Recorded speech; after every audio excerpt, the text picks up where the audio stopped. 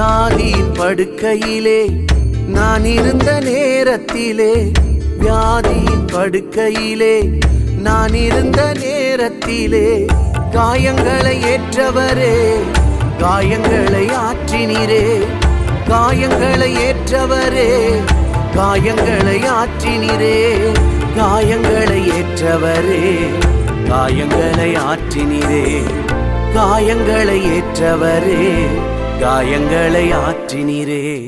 யாரும் இல்லை என்று நான் அழுத போது, தாயைப் போல என்னை தேடி வந்த தெய்வம் இயேசுதான், என் இயேசுதான், இயேசுதான், என் இயேசுதான்.